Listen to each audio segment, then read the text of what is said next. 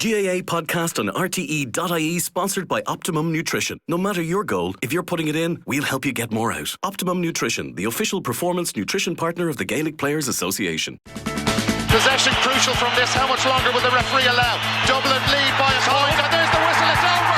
It's over. We earned it by winning the last two matches on the road, and that's not going to be taken away from us. But what I love in hurling, I love players that will never give in. He hits it. He hits it. It's over the bar. Oh, holy Moses. Hello everyone and welcome along to our All-Ireland Final Review podcast. Shane McGrath is with myself and Rory, who are two sad Cork individuals today. Rory, it's look, I think we've just been chatting off air there as well. I do think everybody agrees the better team won on the day, but what an All-Ireland final to savour. It was one for the ages, wasn't it? Jacqui, it was just there was a magical electric feeling from the time we got off the train in Connolly and the walk up and the team buses passing through and both sets of supporters mingling. It was just, I described it as like the fun All-Ireland, and it was incredible fun, an incredible colour, incredible drama, incredible finish. Not the finish I suppose you and I would have wanted, but all you can say really, Jacqui, is hats off to Clare. Well done to Clare. Congratulations to them. Fully deserved. Amazing story. Some incredible performances all over their team. The leadership shown by the likes of Tony Kelly and John Conlon and Shane O'Donnell and Brian Lohan on the line. And even, I thought it was a lovely image as well to see Ger Loughnane on full-time whistle, because I just have so much time and respect and love for the man. I just think he's a hurling, he's a legend, a proper hurling legend. And just to see him and the joy that it brought him, you know, you can just wish them well. And I hope they milk it for all it's worth, because it was hard won, hard fought, hard earned, but fully deserved. Yeah, it was, Shane, wasn't it? But it was hard earned is right. You know, like they're just watching all the bodies coming off the field. It was just enthralling. I'm wrecked after it. I'm sure you are too.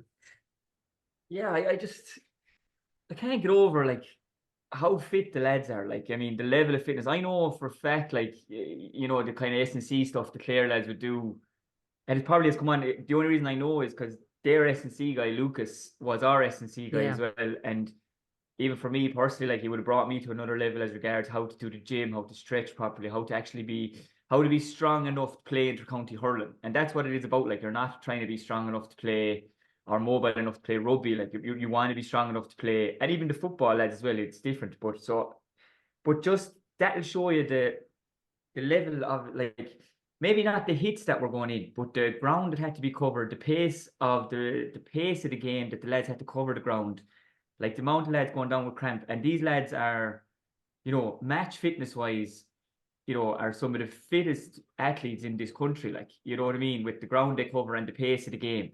The football lads are very, very fit, but, you know, there is more time for a reset. Like in the football, there is more time for a downtime. You just don't get that second in the hurling. It's just so quick, so fast. So I just couldn't get over, like, watching the lads going down with cramp, you know, and just saying, Jesus Christ, how fast is it down there today? Like, you know, like even been looking up to play in a few finals. Like, I remember 2014, and I thought, it can't get any faster than this. Like, can it? Like, you know what I mean? As in, it was just bang, bang, bang, bang, score. There was only a handful of wides maybe between both teams, and then you go on, like, and you're watching what Limerick are doing, and you watch yesterday, and you're going, it has got faster. Like, I do you know what I mean? I just, that's the power of the lads. That's the precision of it. There is no room for error. Like, there's small things got lost yesterday in the great scheme of, and I agree with you, Rory. Yesterday was a brilliant day. Like, I mean, I've been looking out to go up to Cork Park for the last maybe, say maybe 6-7 years now doing the radio. Like, you know, it has been brilliant. I've loved it, and I still get starstruck up there on our final day to see the heads that are around, like, coming down. And, you know, my wife works with Brian Corcoran, and I got to meet him. I met him a few years ago at one of her staff nights, and I was starstruck, like, just talking to him, like, because he's a legend. And even, you know, even coming out of the lift, like, and walking out along on Jones Road, and Dermot Sullivan was there and Timmy McCarthy was there.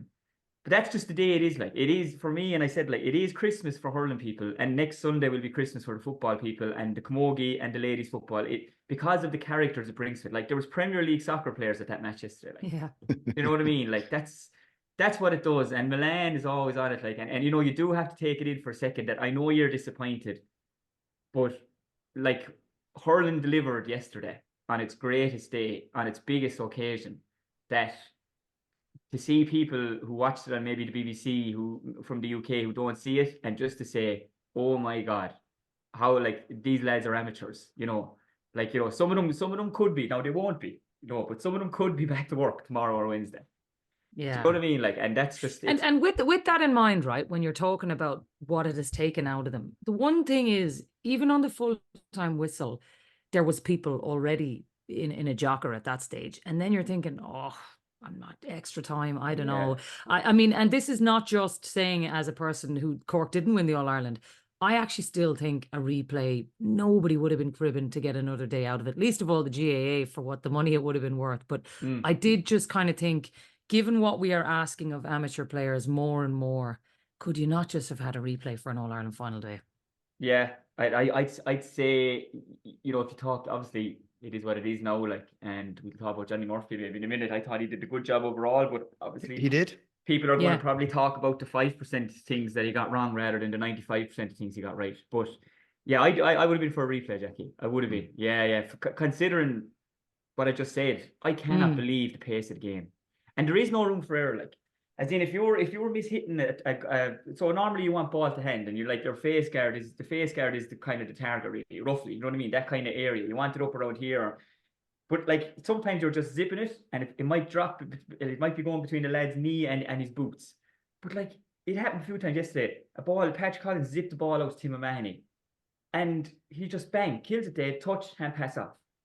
And it's the wonder of those small things, how good their lads' touches were yesterday, that there was no room for error yesterday. And if there was an error, it was punished, and it was punished severely. Like, and I suppose that's just to get, what I'm trying to say is here, like, to get two teams to play on the biggest day with the biggest prize, and to play that well, every one of them, you could not go down. I couldn't go down through either program and say someone didn't give it everything. Like, you know, they might have made a few errors. Like, you know, if you take maybe Ethan Toomey, for example, right, that, you know, he learned an awful lot yesterday, as regards the amount of ball he got on, but maybe things he could have done differently with it. So that's a big learning for him. But I mean, to go down through everyone, to say that every single person who topped out yesterday played, bar the two sub goalies, two of the Clare lads, Rory Hayes and Paul Flanagan, and was it Conor Lehan and Patrick Power?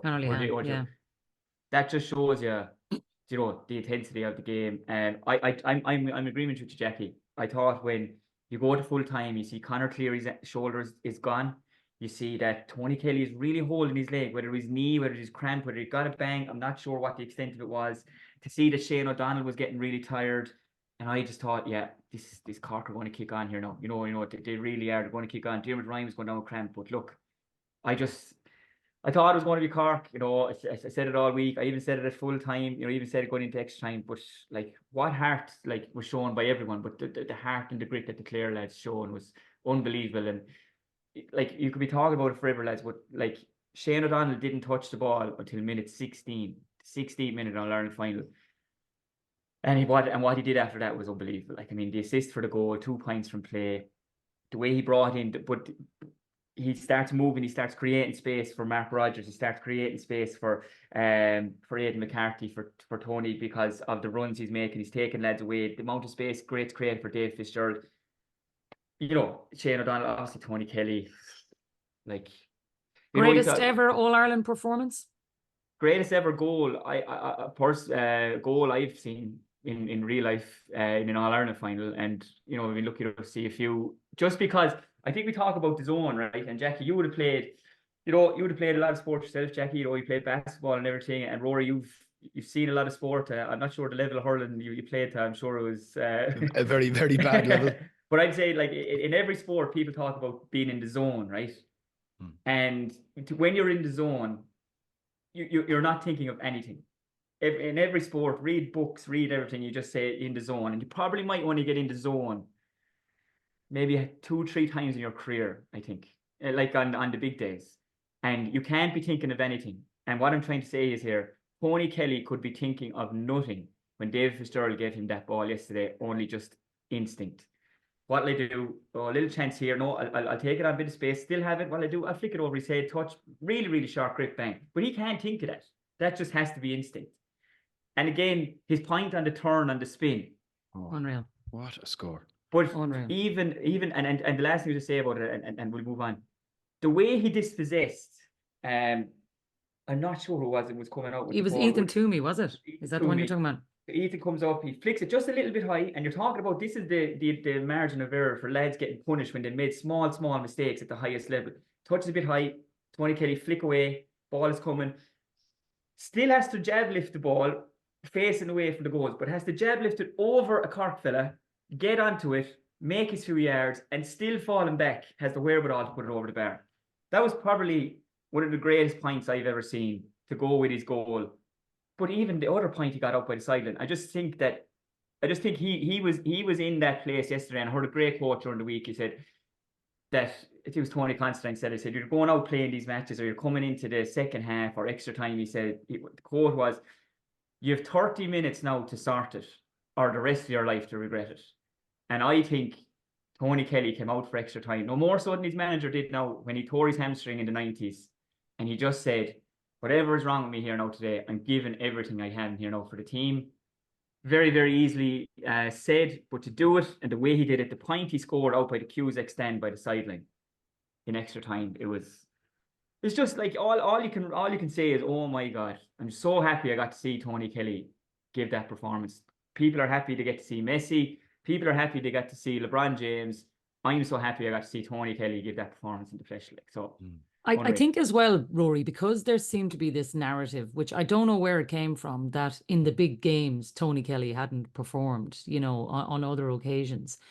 But last night, when the chips were down and Clare needed somebody, he was unbelievable in every asset of all of his skill set, like everything that you ever thought somebody could potentially do. Shane is right. To get into the flow state on the biggest day must be the hardest thing to do, but he did it in every attribute he had, even when he was injured. It was phenomenal. To me now, it was one of the greatest All-Ireland performances I've ever seen.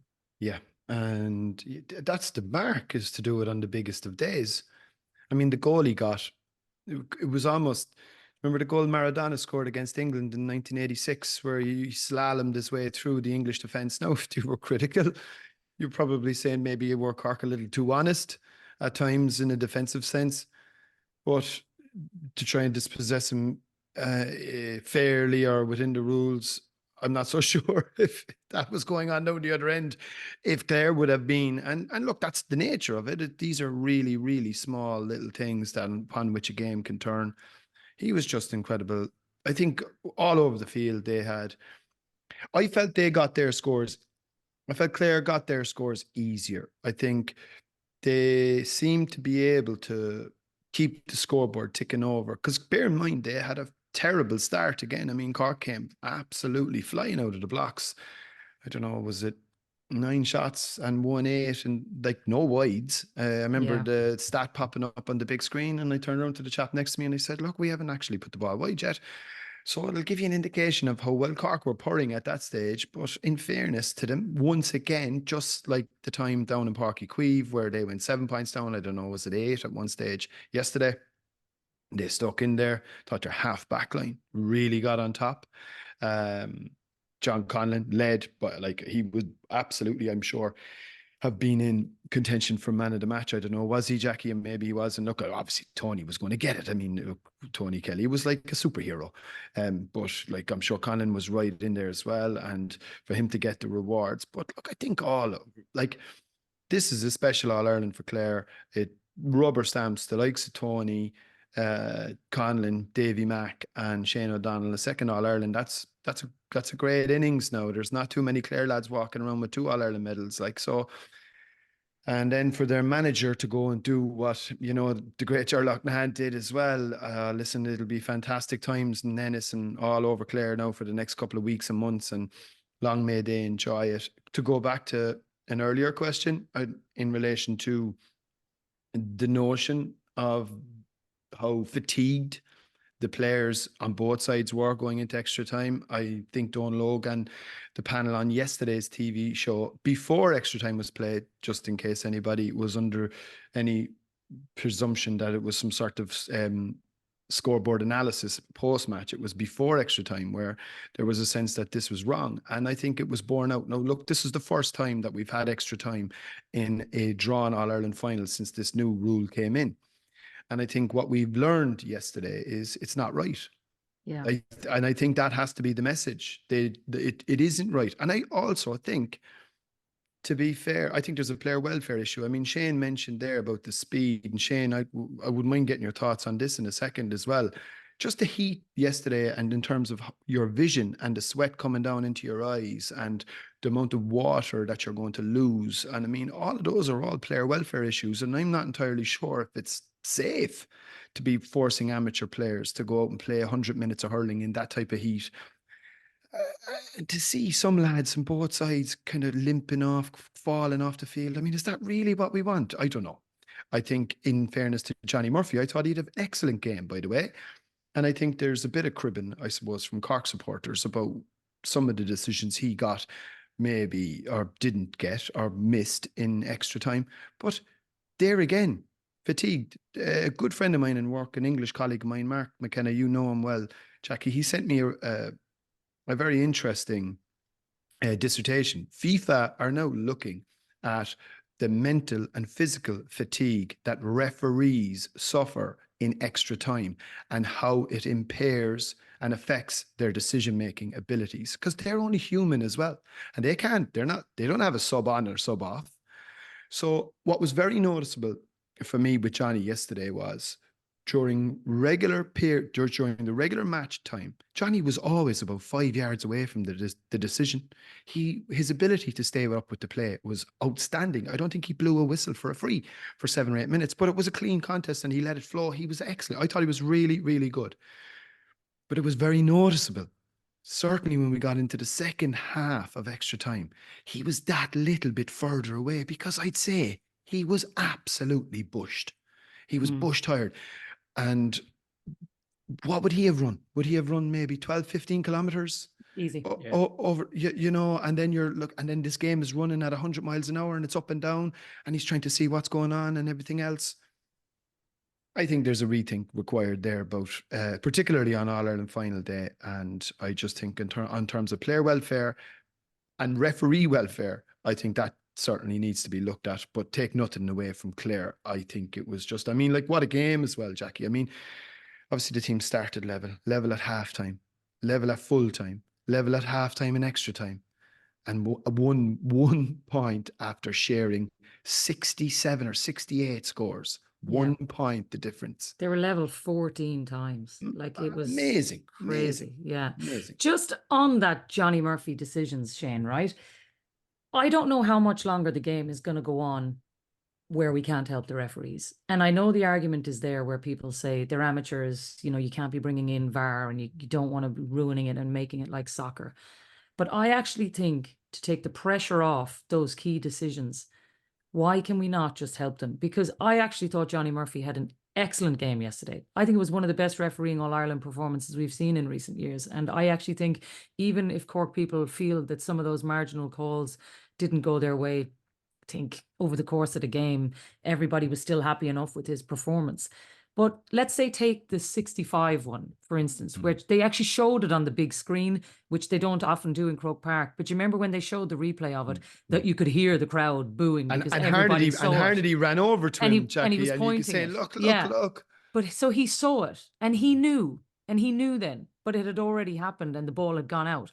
So I'm just thinking, if everybody else in the stadium is seeing it and something like that could really help in those marginal decisions, why and when are we going to grasp the nettle and let referees be helped? Because I think it would only add to the spectacle of the game and not draw from it. I really do. You were saying, Jacqui, maybe that they have a screen option themselves that they can go to. I know for a fact that they're not allowed to make a call based on the big screen in Croke Park. Exactly, because he saw it and he knew he couldn't. Yeah. Because I just know from my own experience, we asked the ref to look up there. But from your Hawkeye one, and we were like, going, please. Yeah. But I think And I would have been hard on Johnny Murphy before now, personally, just with some of the decisions he would have made in matches down through the years. And I thought yesterday was a very, very big day for him, because realistically, right, the only way he was getting the All-Ireland final, obviously, if his own county aren't in it, and his own county have dominated. So this was his chance. And who knows? Limerick could be back in it again next year. High possibility that they will be if they, everybody gets back on board. So this was his chance, like his chance to show everybody that I'm a very, very good referee. You know what I mean? And for me, he did that. And as I said, it's just unfortunate for him that, especially the Cork side of it, of the house, will look at the 5% maybe that he didn't get right, rather than the 95% he did very well. Like even the incident with Tony Kelly that time, with Tony Kelly and who was it? He kind of kind of a flick out. Maybe it was Ethan Toomey. Was it Ethan Toomey again? Yeah. And like the common sense thing, everybody watching. Was it Ger Mellerick maybe? Was it maybe Ger Mellerick? Yes, it Ger was. Mellerick, yeah. And sorry. That, and those things, it was a nothing thing, like. And everybody in the pub will be roaring, say, "Come on, get up," and all this and things like that. There's nothing wrong, but sometimes you just see a ref and they might see something or think they see something, and they will act on instinct. But in fairness, they went over and just said, "Get up," and everybody was happy with it. I don't think even the Cork lads complained too much about it. Getting so many of the calls right. The Clare lads will probably feel aggrieved maybe by a couple of yellow cards. Maybe lads got that. Maybe Adam Hogan got a yellow card. That they were wondering what was that for really. But I agree with you, lads. The human nature of it is that he must have been tired. Like I didn't like he got a bang in the head as well. Like, you know what I mean? These are other things. Like there was a bit of blood coming out. Like, is he going to get everything spot on there in extra time? He can't. He just physically cannot stay going to the pace that game is being played. And as I said, it has got quicker. Yesterday, it has got quicker because lads are so good and were so good yesterday. Their touch was so good. Their passing was so precise. It was rarely going out for a sideline. Do you know what I mean? It was in the zone. It was hitting the space. Lads were running out in it. So you have a referee. There's a diagonal ball coming. As a referee, right, you have to go the quickest route as the crow flies, as they say. So you have to get there to be able to make the decision. Okay, that's after happening. There's a bit of a ruck developing. You can't call a ruck from 30 yards away. You have to be nearly crouched down in there looking at that. All that takes energy, and you're thinking all the time. You know yourselves, lads, in the media. I was wrecked just watching it, trying to do the bit for the radio yesterday, and trying to call the thing. So you're thinking all the time as a ref, what's happening now? Is that going on out there? Who's in my ear? Something's going on here. The 65 thing, I think, I put that on his umpires. I think his umpires need to be getting that call right. Like I put that totally on them. Like we could see that where we were. They definitely should have been able to call that one. That's the first one. The incident with the people are saying about the black card potentially and maybe the potential penalty. Not for me. No, I think he got that one right. I know Cork people are going to feel aggrieved with it. I don't think it is. I think it's not. He's not really pulling him down. I think it's more of a. But did he have? I don't even think he had possession of the ball, Shane. Yeah, the ball was there, and he would have gone in. It was more, a trip, maybe accidental, but it wasn't a deliberate pull down, etc. And then the last one. So what do you do about the last one? I mean, like say Robbie O'Flynn, what a catch! Does he get fouled? Unbelievable catch. He does get fouled. Conor Lean pulls his jersey, but again, it's just. Could the umpires see that? Yeah, the umpires could have called that too. You know what I mean? I wonder, the linesmen are down there as well. They're at that side of the field. So what I agree with you, Jacqui, maybe there should be that option.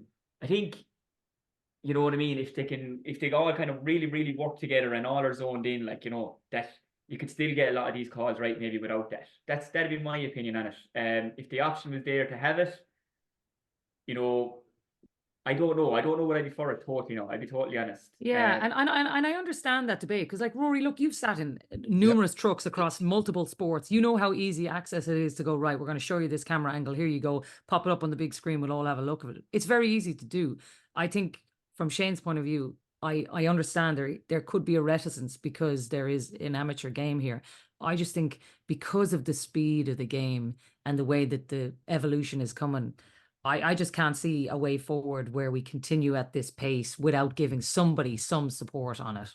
Yeah. And they are, like, we do have to remember the referees are amateur as well. Exactly. I mean, the study I quoted to you earlier, that's being done by the richest, most powerful sports body in the world, where everybody is professional.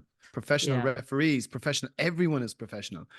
So I suppose to go down the road of using technology and to help them, I think I would be in favor. I think there's always a way that you can amend it.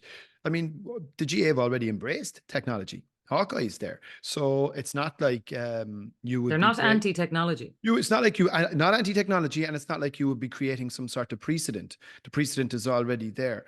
I think you can always amend it to a certain way. Like there's a fourth official sat over watching the monitor anyway. So is it the potential whereby a major call that's resulting in a score or a major incident of discipline or indiscipline that gets picked up on a camera and it just goes into his ear and say, Johnny, incident there, number 4, hit number 14, or that should have been, and he gets an opportunity, because he gets an opportunity to rectify it there and then, instead of having all of this. I don't necessarily think you need to have the big rigmarole that the video assistant referee is in soccer, or the TMO, where they're looking at endless replays and, well, can you scroll that back there, and the whole thing is stopped. I don't think you need that. I just think you need an extra pair of eyes who has access to TV, who tells him straight away, you missed this is the decision, and this is what you need to do, and it's done in seconds. That's a potential solution if you did want to go down that road, and you're effectively just increasing the responsibilities of the officials that are already in situ, or widening out those responsibilities. I don't see that as a massive leap. I don't know. Shane, would you see that as a huge change? It's a huge change. I probably, I suppose we're all entitled to our opinion, and I wouldn't be for it now personally. I think that you got your 2 linesmen, you've got 2 umpires down at that side, so you could have had 4 extra sets of eyes down at that end of the field watching, especially like a last second high ball in. Something's going to happen. Like something's going to get pulled, someone's going to do something. So 2 umpires are clued in, your 2 linesmen are down there as well watching it, and Johnny's down there as well himself. So you have 5 sets of eyes on the thing there to try and make the call. And I think if you have that, and all those people are entitled to call it back, or they're entitled to be influential on the thing, I think that probably gets seen then, or should get seen, the Conor Lean pulling the jersey on Robbie Flynn, and they just say, look, he pulled the jersey there, it's going to be a free in. And and the referee has to go in, like, the referees do in lots of matches. They go what the linesman said, or maybe to a lesser degree they're going what the umpire says. But look, like it's a great debate. I really think it is. I think it's a very interesting one, and I think there's great points to be made for both sides of it, lads. And I understand where you're coming from with it. For me personally, I wouldn't be for it, but look, who knows? As you said, they have embraced technology, and maybe this will be the next step for them, because look, it's just gone so fast. Like, I don't know, can it get faster? I didn't think it could 10 years ago. I just don't know. Maybe it needs to slow down, Shane. I don't know, I don't know. But you know what? Maybe we're starting to see go back a small bit as regards, there's now 3 people playing in the full forward line for teams, and there's now people going route 1 again, because they know he's actually really good at catching the ball. He's good at breaking the ball. Let's get the ball into him. And like all these things, I just have to say, less quickly, I could not get over Darrell Owen going in full back. Unbelievable, wasn't he? You're talking about things like when you're not in a camp or you're not in the group, you're talking about things. I was watching it going, like, Rory Hayes and Paul Flanagan here are on the bench. Surely these are the guys. But Darrell Owen must be doing something right in training, or it must be doing something right internally to say, we're going to put you in full back and we're going to be on Brian Hayes. And I just thought, this is a no-brainer. Like, just going to lump ball top of him. And to be fair to Darrell Owen, I think he knew that every ball that came in, he was just batting it. He wasn't even thinking about catching it. And watch the balls that come in extra time. And it worked. It worked well. So there you go. There's another kind of, he mightn't get all the plaudits for it, but he came in and he did his job well. And when you're related to the manager or things like that, or you're related to the principal or whatever, you often feel that you're maybe harder on your own. And I'm sure Brian Owen was like, you better do this, Dara, and you better do well. Well, he paid him back in spades. Let's finish off then on where this leaves them both sides, because I think if you'd have told Shane O'Donnell, Rory, that he'd have to wait 11 years for another All-Ireland, he probably wouldn't have expected it, because these Clare fellas, when they were only just coming into the panel at the time, you know, they must have thought these are going to be the glory years. I think they've seen 11 years later how hard it was to win another. The fact that they were speaking so freely last night about how much they love the group, Shane O'Donnell and John Conlon. I was really interested to hear both of them on the programme last night, committing to staying for another year. Tony Kelly already talking about next year. In a way, you would have thought, oh, they'll get their All-Ireland and won't it be a lovely send-off for them? But actually, the way that they spoke last night was like, well, we're going back again. We're in this, you know, which was quite, maybe more than what I expected they would speak afterwards. Yeah, I think though, from their point of view, there is still one big itch to scratch. The Munster Championship. None of them have Munster medals. And you know, Shane's won. Shane, how many did you win, Shane? Did you win 3 or 4? 5. Yeah, I know I missed one. Sorry, I missed one. Yeah. But you know, I'd say you treasure and value every single one of them. Yeah. You know, and you know how hard they are to win. And it is still, I know they won the league this year as well, and they won the All-Ireland, and you know, rightfully All-Ireland champions, and have been, I suppose, in the Limerick era, they have been consistently the second team, really. I know that this was the first time they made it all the way back to a final, but I think they kind of cemented that status now. And look, they'll go into next year's championship with a target on their back, but they'll have targets themselves. And I think a big part of that, I think, is to scratch that Munster Championship itch. And I think if they all stay in situ, I mean, the age profile wouldn't be too dissimilar. They have 1 or 2 lads really at sort of the back end of their careers, no doubt. I mean, John Conlon, I think, is 35. Yeah. So I don't know. I think other than that, other than John, and John, from what I can gather, is a fella that keeps himself in incredible shape. I don't see any reason why they couldn't go and look to try and eke a little bit more success out of this particular team. I think they look like a very contented, very happy camp. They obviously love playing for Lohan because he is that inspirational figure, and he's such a iconic figure in Clare hurling. And so like I was encouraged as well to hear, as you mentioned, all of them say, look, they're all back in again, and all the chips are going to be thrown back in again for 2025. And you know, who'd back against them going to achieve that?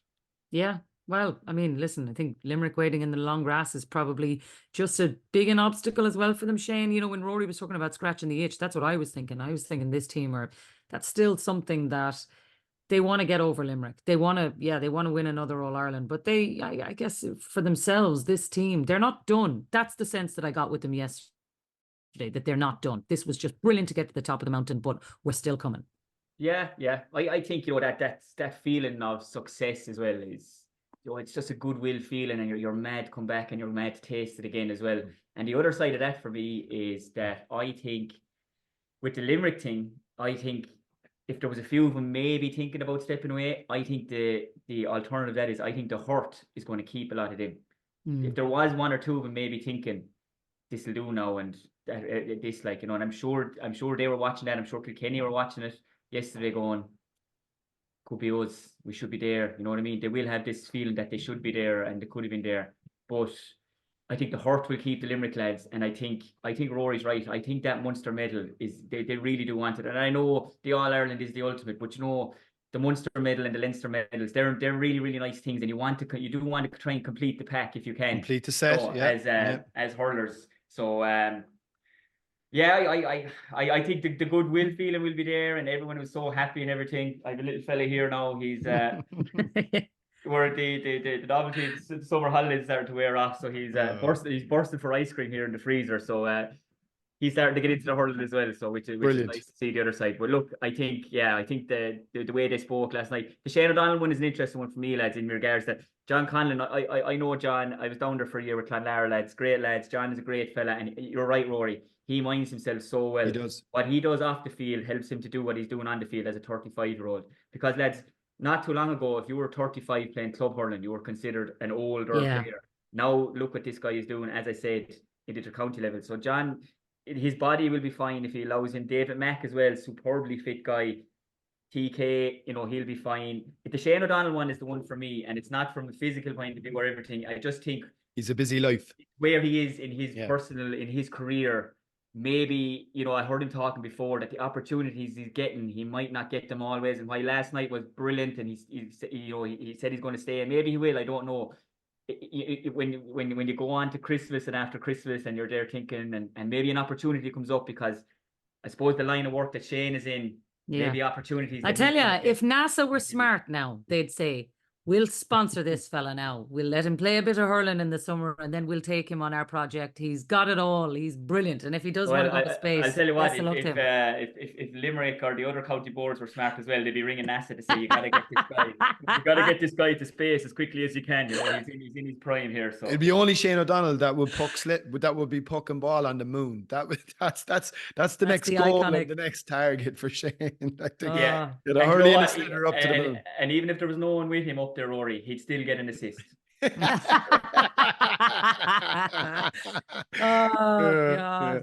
Right, look, we'll finish off with a word on Cork, Rory, because no doubt about it, they will be licking their wounds. But I do think there is a sense, I thought Shane Dowling said something very interesting last night on the Sunday game. He was saying it's very dangerous to be constantly saying we're nearly there, because there is an element of, they'll eventually win one. And there does seem to be that sense around this Cork team that if they didn't win yesterday, that they'll win one at some point over the next while. And I think there is a lot of talk about this team.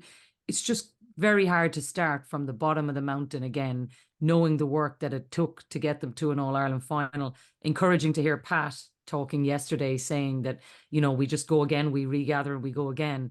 And you do get a sense that the momentum is there. It's just going to take a while for them to peel off the bandage on this one, I think. It is. Plenty of time to do it, though, given the nature of our famous calendar. But the thing for me, look, I thought Cork were heroic yesterday. I thought, to a man, they were heroic. A couple of times could have obviously started the game really well. And if you think about it, in the 79th minute, Cork were 3 points down. 79th minute, the game was effectively over. They were 3 points down, and they still had a chance with the last puck of the game to get a draw. They could have lost by a lot more at different, but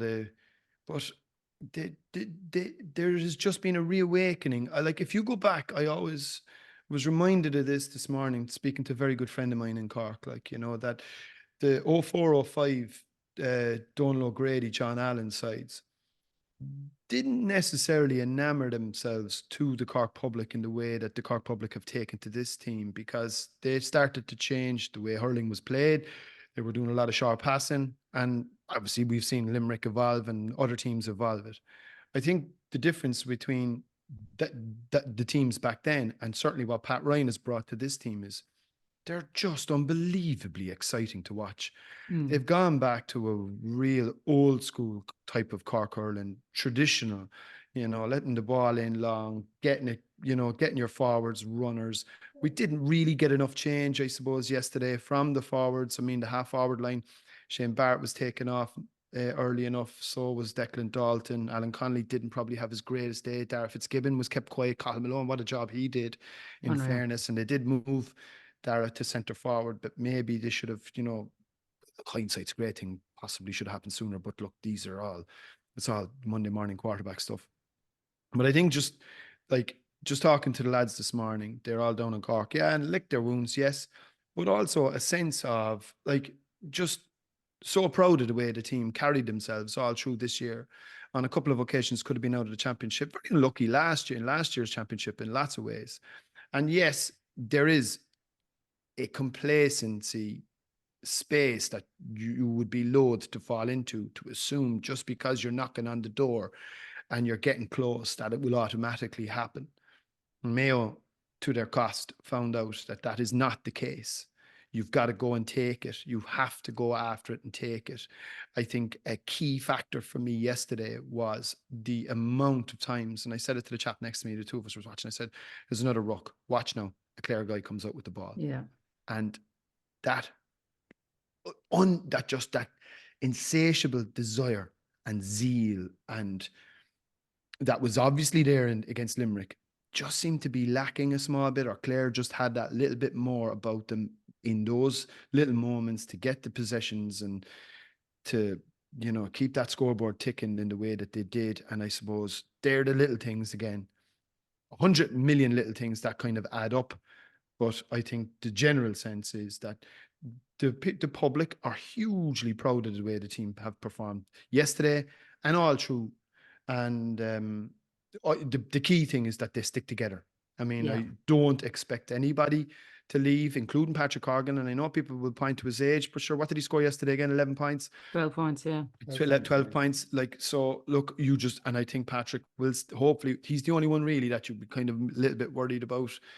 So, and then the flip side of it is, you probably do need to find another one or two. And and we know, Jacqui, there's one or two there. There is one or two there. There's a young lad who I would expect to be pulled in to the senior panel fairly soon, because one area that Cork still don't have solved is the ability to win ball in the half forward line outside of Shamey Harnedy.